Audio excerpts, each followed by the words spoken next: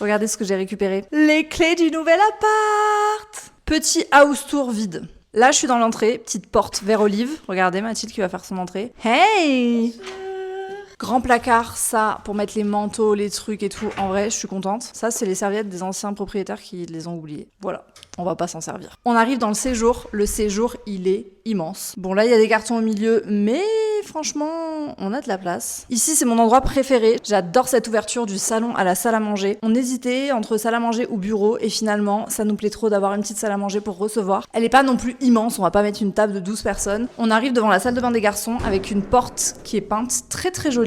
Donc ici c'est vraiment la salle de bain, enfin il y a vraiment une baignoire, genre on n'en a jamais eu dans aucun de nos apparts ou maisons. Et ici il y a un petit placard avec l'emplacement pour la machine à laver, un sèche-serviette, toujours pratique. On arrive dans la première chambre qui va être la chambre de Gaspard. Ouhou. Donc on a la porte d'un côté et un très grand placard aménagé.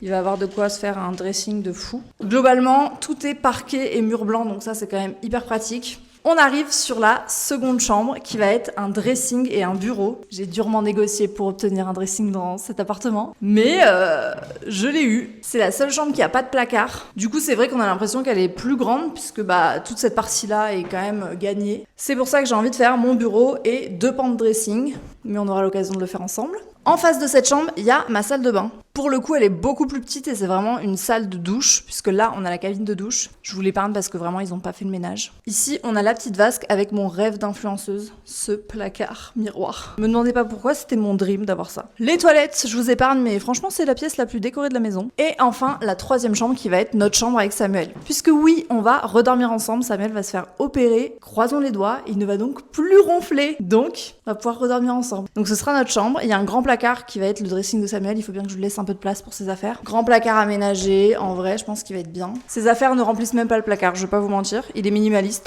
C'est sensiblement pareil que les 2 autres chambres, on va bien sûr enlever cette horreur. On retourne dans l'entrée et on arrive dans la cuisine. La cuisine, c'est pas ma pièce préférée, mais elle est séparée du reste, donc en vrai, elle est fonctionnelle. J'aurais pas choisi forcément ce revêtement. Mais écoutez, il y a énormément de rangements, notamment ces petits placards en verre là, que je trouve très sympa. Je vous épargne la saleté de cette cuisine. Et donc, comme c'était meublé, on a quand même eu le frigo, le four, le lave-vaisselle, donc ça c'est quand même pratique. Et de la cuisine, il y a une porte pour accéder à la terrasse, mais comme on voit beaucoup les environs, je vais éviter de vous montrer. Et voilà, je crois qu'on a fait le premier tour. J'ai hâte de vous montrer comment on va aménager tout ça. J'ai plein d'idées, j'ai envie de faire de cet endroit un petit cocon, notre petit nid. Et voilà, c'est parti, la partie la plus fun commence.